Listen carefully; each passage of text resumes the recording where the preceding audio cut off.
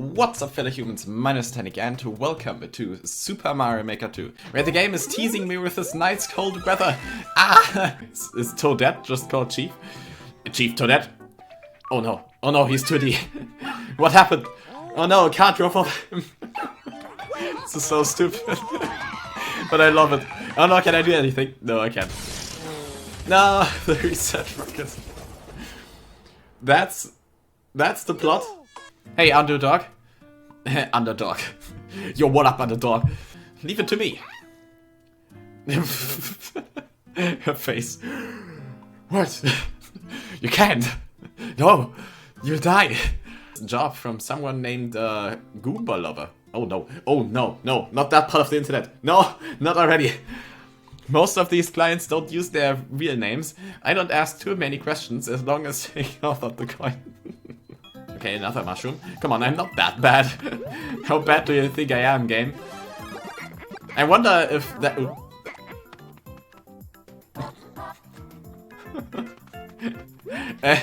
okay, I changed my mind. I am that bad. Give me another flower. The on-off switch. No one knows how it actually works. Wireless protocols, ancient magic. Get to the end of this course and I reward you handsomely, Okay, I really love the dialogue in this game, I gotta say. Whoop, no, first I wanna activate those. Okay, just 2 coins. You can push them off. The foundation is done. But you can't come in here because the ground is still drying. Yeah.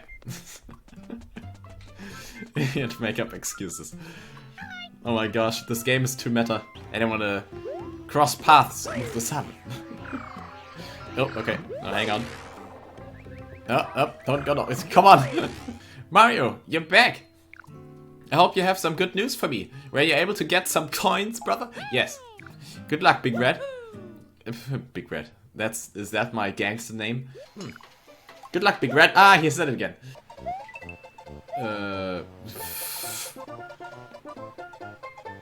The first comment right in the start is a shameless self-plug. Really? A Twitch plug? Come on, Mario Maker community. You can't do that. Jesus. Hi. Cool. Just that very badly drawn hi and then a cool from someone else. Okay, not the best comment so far, but also kind of funny. Okay, what's going on here? More on-offs. God damn it, there are on-offs everywhere. Crap. So I have to make a different level, I suppose, maybe. But I still kind of want to incorporate on-offs, at least.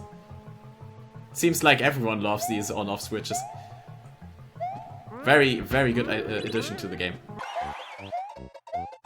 Yeah, of course. Of course, someone had to comment easy. Come on, Mario Maker community. Make better comments. 1 up. Neat. I know. Easy. I like that they respond to each other. Okay, there are 1-ups up there. But I don't think we can get anywhere from there. There we go. Okay. And are we locked in? Well. Okay. So I suppose let's do another one. Ah, this one looks cool. Go with the flow. But from 19 runs, only 3 likes? I'm just gonna play it anyway. I believe it's good. Oh, wait. Wait. 19 people who tried it, but 104 tries, I suppose, then? It's what attempts is what it is. I think so. Okay. This looks cool, and I like it with the boxes. I also completely forgot about that. Forgot about many things. My memory is really bad, but I love these boxes that are floating on the lava. I think that's really cool. Has such a cool feeling as well, and because you can just pick them up yourself and throw them where you need them. Hang on. Up. There we go. Ah, yes. Neat. Awesome. And with these 3D world physics and graphics, it's really cool. I like it. Okay, no. Okay, we can't get that anymore. Too late. Fire floor. Ah, getting even warmer. Oh no. Not gonna go for those coins. Too risky. Oh, that's a flag already. Wait, really? 104 attempts from other people? Come on. That wasn't difficult. Meet the competition. Teiroka and Teiroka, where are your legs? Are you PewDiePie? Oh no! I can't read that. I don't know what the stage is. Okay, the first person to go wins. Ah, no! Stop bouncing on my head! No! Nope, okay, I'm not gonna take the mushroom then. Let's do this, boys! Let's do this, Big Red. Oh, okay. There we go. Yes, I'm in the lead! See you later! Ah, shit! Beat the competition. Actually, 3 other players this time. Oh no, it's Peter Griffin. We're playing as Luigi. Yes! McGreen lad. Okay, only me and Mario left. For now. Shit. Only Mario left. God damn it. This is too accurate. Maybe just bounce him back. Yes! That was easy. Neat. That was kinda cool though. Very simple. Oh, neat sound effect. You won your first multiplayer versus match. Got shots of doom! Yes. I can change my face. I don't want to change my face. My face is beautiful. I heard that if you say no, you're basically just dropped in and that's it. But I think the basics are really basic, so no. Wait, how do I... What? How do I actually press on those things? Without the touchscreen. Wait, what? Maybe I should have... there we go, okay. Okay, with the D-pad. Oh shit. Ah. Okay. Oh, okay. Oh, and then it... Ah. Look at him proudly sailing down. Ah! This animation's awesome. I like also, for example, here, treating the player fairly. And then you have an advanced figure up here. Seriously, treat the player fairly. Nice. Reinforce it, it's important. I'm still stupid. God damn it. Okay, so that concludes all the highlights where I gathered my first impressions. And next up, I had my older brother play through the 2 levels that I made so far. Actually, at this point in time, I've already made 3, but that's not a part for this video. So, I'm gonna have to say, my brother isn't the most experienced of Super Mario players. Not by a long shot. And he hasn't played Super Mario in quite a while. So I had to tell him a few things to get him back into... yeah, playing the game properly, knowing how to do stuff, because he didn't know the buttons either, and for example, he didn't know that it's super difficult to get back to the door at the bottom there, so I told him to go into the top one instead to get the trampoline back. And because it resets it, he didn't know that it resets it either, so a few things like that I told him, but generally I tried to avoid telling him anything, just to see how he would react, how long it takes him to find a solution, and what solution he finds. Because that's a huge part of having someone playtest your level, and that's why it's so important to have someone else playtest your level. Because for one, you're the maker and everything is easy for you, basically. Second, you're the maker and you have played through it tons of times, mostly probably in the same way, so you have your own set path, and someone else might choose another path. And someone else might be at a different skill level and a different level of knowledge about Mario or Mario Maker, so they might not see things as obvious that you might think are obvious at first. For example, also, my brother at this point doesn't know yet that he can run. He's just running when he's holding something, and I realized that a bit late, and then I told him. So yeah, some basic things again like that I told him.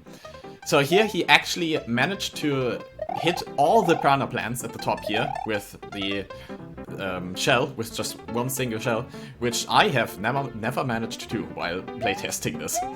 So that's the thing. And then he just went over the top instead of through the middle. And he actually, yeah, he tried it again, but failed, because, again, it's actually kind of difficult. And there you failed again, because when you jump like that, you can't shoot it anymore, because it hits the piranha plant, which is also something he didn't know yet. And so now he actually went the normal way. And the thing here about this part is, he also died here previously, and that, yeah, here he also messes up the spin jump. I remember that because he didn't know yet that he has to spin jump directly from the ground and can't spin jump in the air. So I had to tell him that as well. But yeah, what was I about to say? Oh yeah, he died at that part earlier as well, and there was a bit of a problem there. I say was because I changed it later, but there was a bit of a problem there that the Koopas only spawn if you're like in the middle of this platform that he's standing on right now. So you have to be really close to Piranha Plant. When you stand on the side of that platform, you don't spawn the Koopas. Also, another thing I want to note real quick. I hope this doesn't get a delay in my commentary, because there's a bit of a delay here in the replay I'm watching. Anyway, so now he cheated my level actually. He cheated, he just jumped over it. So he just completely skipped that whole platforming section basically.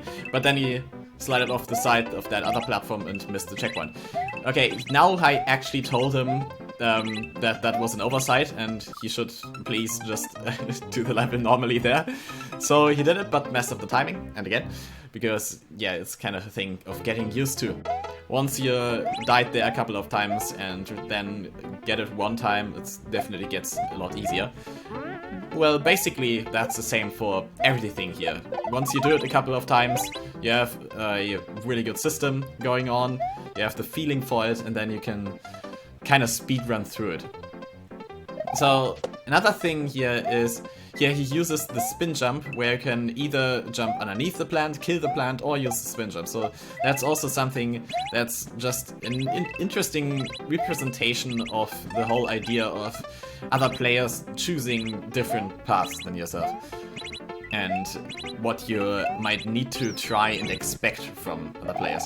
So there you went this bottom path on the lower platform, which in my opinion is actually more difficult, but he managed to do that basically first try, so that's pretty good. So now he reached basically the last part of this level, this little puzzle area here, and he wasn't quite sure what to do here yet. And I didn't want to tell him anything. Let me think, did I tell him... Oh, I told him one thing.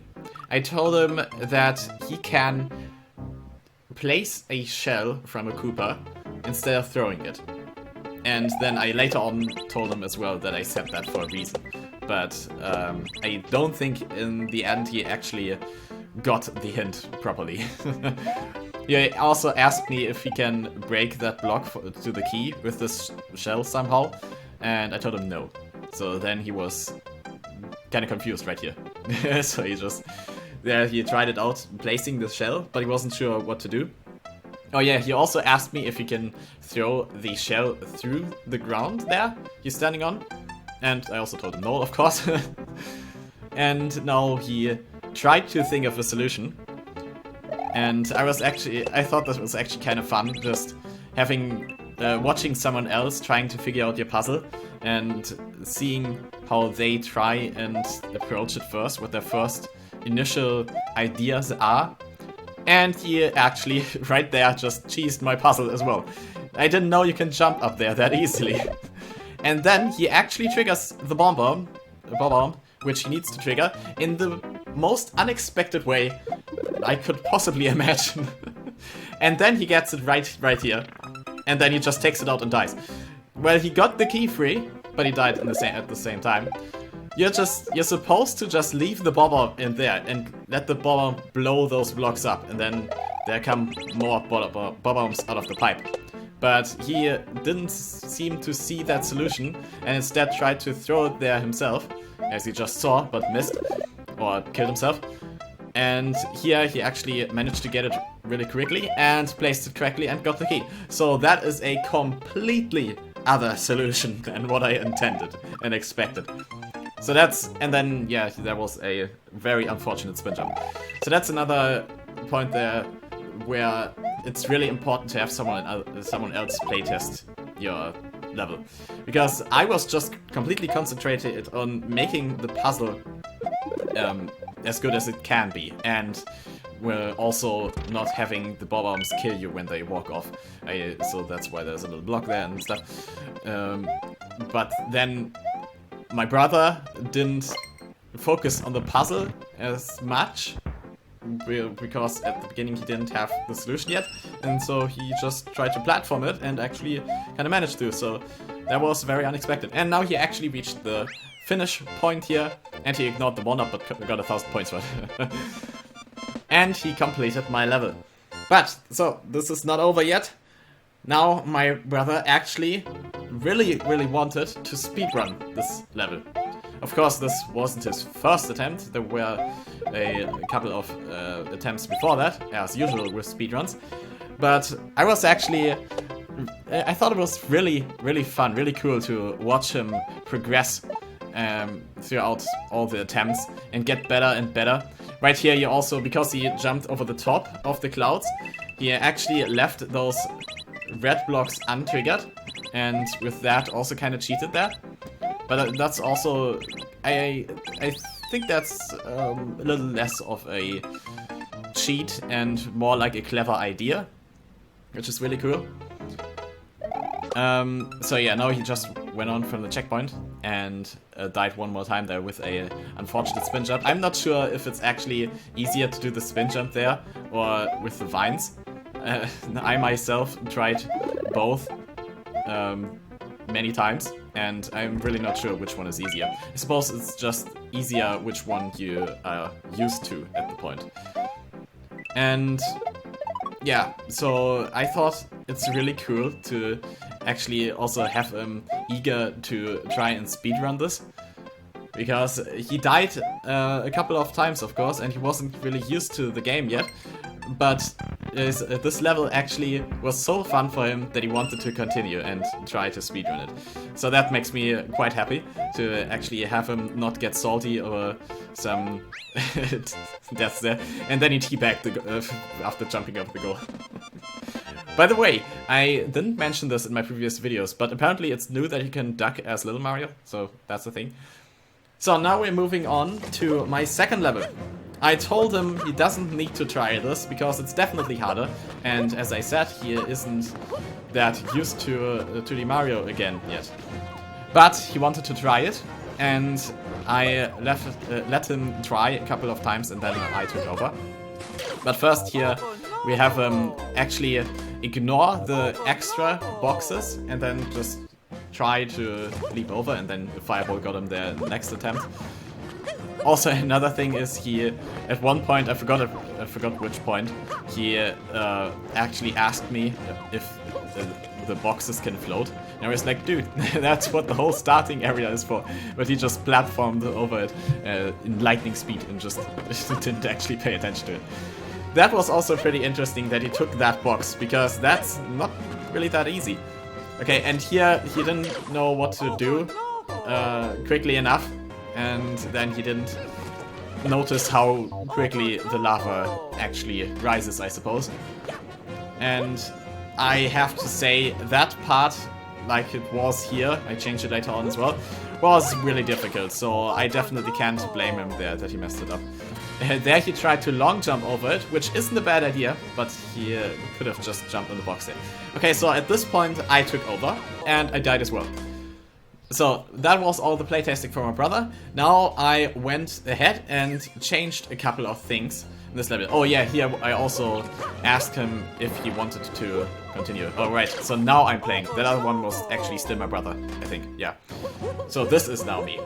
And before I asked him if he wanted me to just put him after that point, but he refused. So the battle, yeah, I mean, fair enough. The level was just too difficult for him. Too hard of a battle. So here I actually managed to do it properly. It's kind of a thing, as it was here. It's almost easier to get this bonus stuff than to ignore the bonus stuff. Oh yeah, and then later on I got hit by a fireball. I skipped to that part, because now I actually changed up a few things. You can see already the lava is rising way quicker. And because that was also a thing my brother noted as well, some parts of the level just take way too long with the lava rising and falling super slowly. That of course means I had to play test the whole thing again, and I thought that would be a good opportunity to show off the level as well. So this is what that is. And of course I had to change up this part a bit, and think of how I want to actually have the player play this with the lava rising quicker and falling quicker as well. So I came up with this method to just build the whole thing so that the player can just launch the boxes over there. Now all the boxes actually have a reason, you actually have time for it. And if you manage it perfectly like that, you can actually just run across. You don't even have to do a short hop to try and jump underneath the spikes. You could just run across. So now this is the new part. That was very, very close. My feet kind of tested the lava there. Yeah, that fireball got me because I had placed no fireballs going through boxes, but the box I threw earlier landed between two other boxes and then a fireball went through that gap. And now there was a box, so I thought there was no fireball, but there was. I kind of said that in a confusing way, but I think you get what I mean. I also had to change that part up because originally it was just brick blocks instead of question mark blocks, but that was because the error with that was that when you're big Mario, you can just break it and then the whole thing falls apart. So I had to change it. It was because during playtesting I was always small Mario. Okay, so now I commit suicide in the most stupid way possible. So I just reset myself there again because, yeah, now I'm small Mario, it's even more of a challenge, so it's fine. Now I take a couple of these boxes, really close there again, and I was thinking if I take the right or the left path, and I went for the left path. Of course I had a bit of a strategy, but I have tried various approaches to this, and the bully can actually mess you up quite a bit if you are in a bad situation, haven't prepared as well as I did right there. That is probably the most consistent way to get through that currently, and forever, because I already uploaded the video, the level. Although, to be fair, I uploaded my first level as well and then changed it again. So here I tried to jump over it. I tried that most of the times, but it's actually often better to just stay underneath it.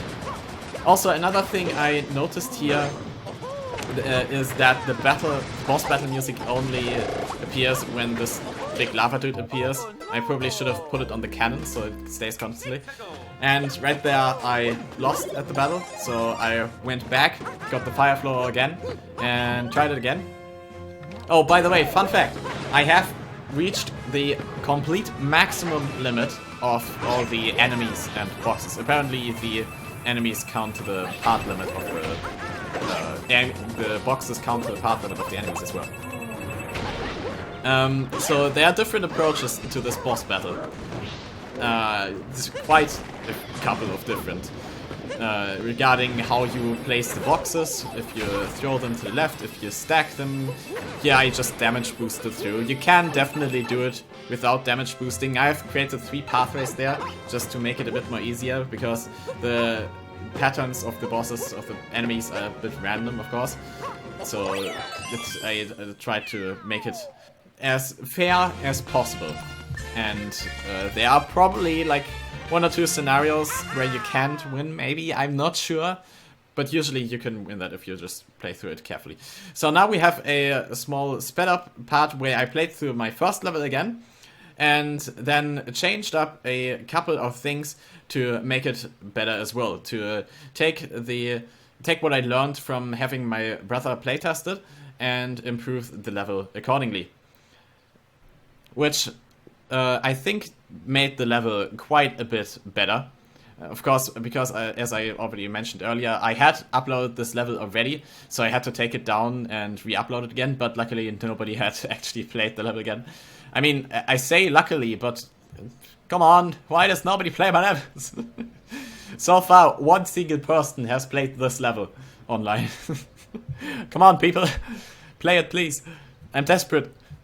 Okay, so there I changed it up so you can actually stay further right on the platform to make the Koopas spawn better. I also took the path of my... I gave the path from my brother a bit of recognition, killing the piranha plants on the cloud earlier and going up top. And put a big coin there as a little bonus reward, but you can't actually go there to progress through the level, so I think that's a good solution to that.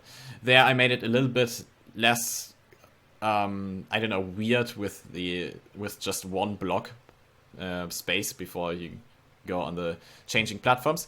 And here I just changed up that so you can't jump up there anymore.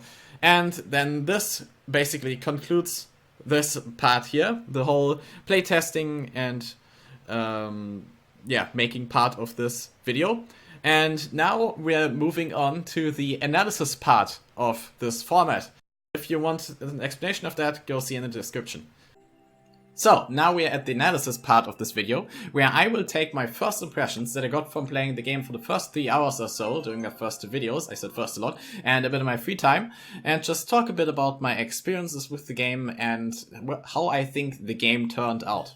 So, to start off, of course, something that was in the mind of basically every Super Mario fan as this game neared its launch day was the big additions, like the bunch of new additions to the course maker, like new items, new blocks, new themes, new game styles, and the new story mode added and the new multiplayer added. And we will get started with talking about the new additions to the course maker, which aren't a huge amount, but they are definitely enough, and they are so well chosen that they basically multiply in their worth, creating so many new possibilities and a ludicrous amount of creative freedom when designing a course. The on and off block is an example for one of these new additions to the course maker, and it not only creates new possibilities when designing a course, but it also takes things from the first Super Mario Maker game that players cleverly created using a combination of other blocks and items, and just makes it way easier and makes it so much less time and space consuming, allowing so many levels from the first Mario Maker game already that were awesome to be redone in this game, just with a lot more space, with a lot less time, and just in a way better, easier fashion.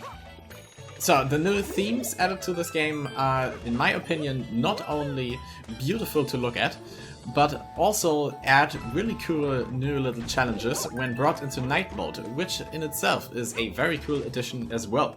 And those together, of course, with the new Super Mario 3D World game style, create so much diversity in the different courses you can play from other players. It just makes it very delightful to play, for example, through the Endless Challenge, which we get to a bit later. So the new Super Mario 3D World game style is, in my opinion, the most beautiful together with Super Mario World, and I love the new additions they brought to it. And I love the moves that Mario can do in it as well. But I gotta say, I think it's kind of a bummer that there are a bunch of items in the Super Mario 3D World style that are not available in the other game styles, and the other way around as well. And it's kind of annoying that they are not compatible. Like, for example, if you build a level in the Super Mario 3D World style and then later want to convert it back to another game style, you will lose some or maybe even all of your level. I'm not sure. At least you will lose at least some of your level. So of course I would love it if there was an update in the future where they actually made Super Mario 3D World, the game style, compatible with the rest as well, bringing all the items from the other styles into 3D World and the other way around, and allowing you to convert a Super Mario 3D World level into, say, a Super Mario World level. So next up, let's talk about the newly added story mode in this game.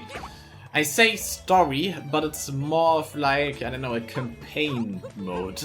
Not really a story, since it doesn't have a story, except there was a reset rocket that destroyed the castle. The plot is very stupid, but fitting to the game, and nobody, I think, expected a Super Mario game to have like a deep lore, like, I don't know, on Xenoblade level or something. So the important thing, of course, is the way the story mode or campaign functions, and the levels it contains.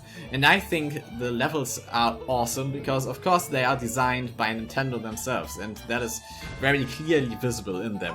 Of course, I've only played through 5 levels so far in my video, And that's kind of the point of this format, Noob Impressions. It's kind of just my impressions so far.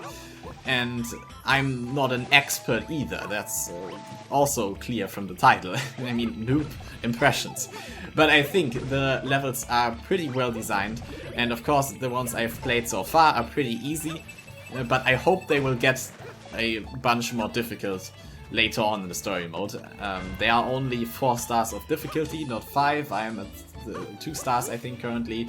It's still very easy, but I'm also not a bad Super Mario Maker player, and of course the story mode has to be accessible for everyone, so I imagine they don't get too difficult, which is good but also bad for me, kind of. Maybe there are bonus levels. They usually like to include extra difficult bonus levels in Mario games, and that would be really cool to have something like that in this game as well.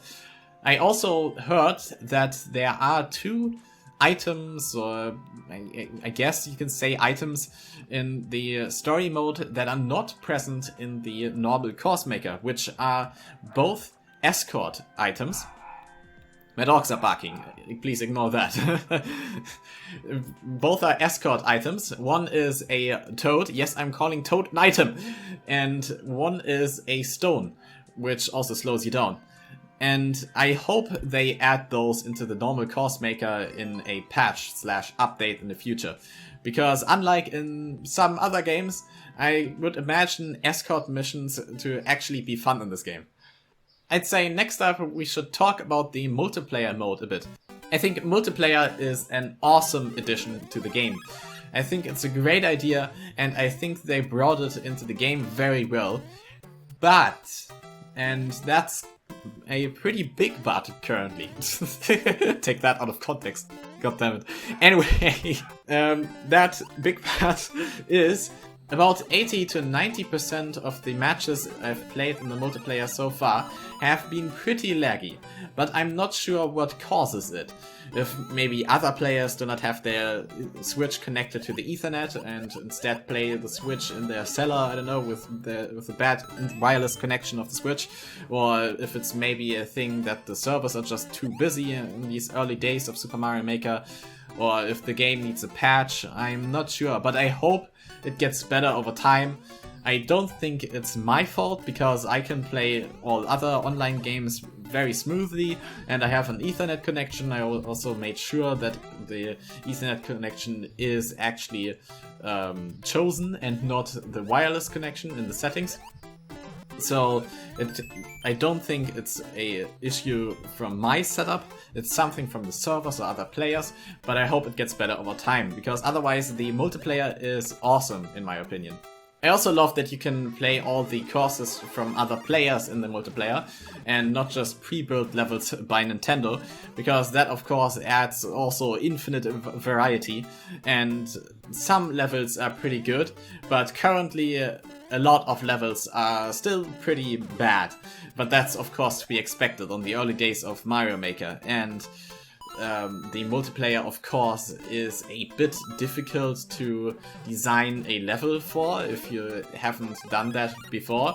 So you need a bit of experience with the multiplayer itself, and you need a bit of experience with building multiplayer levels and testing them yourself. And that actually brings me to our next topic. Currently, there are of course basically just a lot of levels that aren't all that great in the community. And that is of course for one because the game is still pretty young and people still need experience with making levels and with playing levels. But also, even in the popular courses tab, there are still a bunch of levels that aren't all that great considering they are in the most popular tab. And that will of course change over time, and there will be amazing levels at the top of that, and people can of course get very good inspiration from them. But also, people can also improve their building skills by just taking a look at the in-game building lessons that they added. Yamamuro's Dojo, which are lessons from Nintendo themselves about making Mario Maker courses, just Mario courses in general, and those are, from what I've seen so far, very very good and they teach a lot of very valuable stuff. But the thing about those is that I think barely anyone has really taken a proper look at them yet, and I also think people won't do that for quite some more time. Until they have experienced all other stuff and then see those lessons again and don't really do what to do right now because they have already built a level just now and played through so many or something like that, and then they actually take the time to look through them. Because for one, they of course take a bunch of time to just read through in general, and they are also kind of hidden in the menus. But the biggest problem with them, I think, is that there are in almost all of them, or even all of them, I'm not sure, basically cutscenes, just showcasing how someone plays through a part of a course, and those cannot be skipped as far as I know. And they aren't all that short, so that can be pretty annoying if you just want to skip through the courses to just get a basic gist of all the stuff, or if you want to skip through them to just look for a specific lesson, for a specific thing, for a specific topic, or if you just want to get back to a specific topic that you have seen before, and then those cutscenes just take so much time from you when you actually just want to skip through them real quick. Maybe then you figure out after you've watched the cutscene that that's the wrong lesson, and then you have to watch another cutscene. So that's not ideal. Maybe they will fix that in a patch, but honestly I don't think so, because I think barely anyone will talk about that, because it's such a small issue, and barely any people really care about that, I think. So that will probably not be fixed, although I would love it to be fixed. But oh well, the levels by the community will definitely just improve over time. That's just how that goes, because why would people build worse and worse levels? That just doesn't make sense. So other than those lessons, there are of course also a bunch of small quality of life improvements that they brought into the game, such as tags to identify levels as multiplayer, for example, where I do have to question, by the way, for multiplayer, are there only those levels chosen with the multiplayer tag? And does that mean that those levels tagged with multiplayer basically then only have one tag left to describe the rest of the course, other than that it's multiplayer? Anyway, I think the tags are a great addition to just identify really quickly what the level is about and what kind of level it is, and it also of course helps you enormously just filter through levels and choose only that kind of level that you want to play right now, or if you're making a YouTube video, only those levels that you are making a video about, I suppose. You can just filter out a lot of stuff in general. Although I wish it would also help me filter out Kaizo levels, but currently I believe that is not possible because there is no Kaizo tag. The thing is, I love difficult levels, I love a very good challenge, I like to play super expert levels that are just simply challenging, but I hate Kaizo levels. I hate Kaizo challenges, Kaizo jumps, Kaizo whatever. So I would love if they added in a patch or update in the future a Kaizo tag, so I can actually filter out Kaizo, or like a non-Kaizo tag, you know what I mean. Also, another thing that I want to note is that the first Super Mario Maker was of course designed for the Wii U, with the Wii U gamepad in mind. The Switch doesn't have a gamepad. So that is the reason why many people also even thought that Super Mario Maker would never see the light of day on the Nintendo Switch.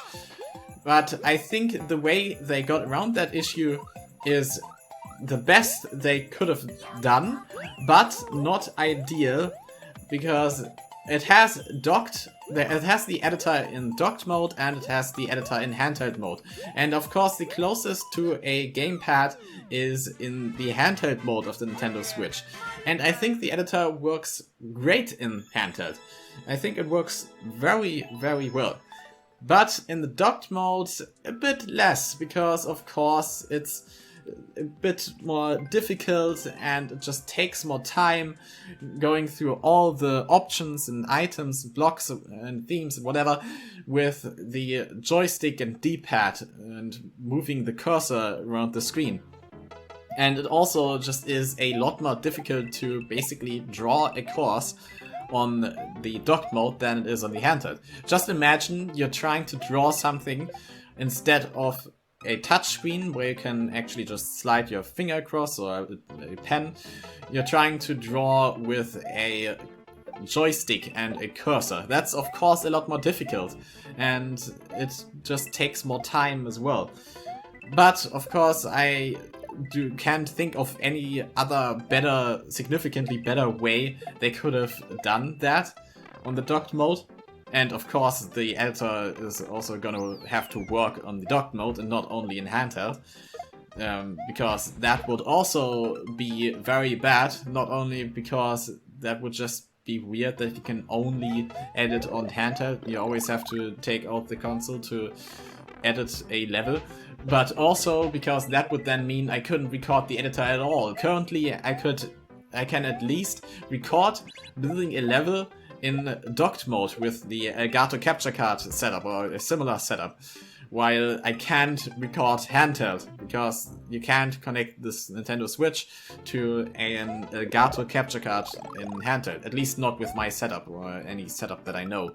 Maybe it's possible, but there are probably gonna be people who can think of a solution like that to record or stream Super Mario Maker while they build a level on handheld. But it's definitely a lot more difficult, and it's not something that I know of. However, as I said, I think the way they solved it is the best they could have, and once you get used to some of the shortcuts in the docked mode and just the way all of the stuff works in it, you can definitely get stuff done a lot faster, but of course still not as fast or easy as on the handheld mode.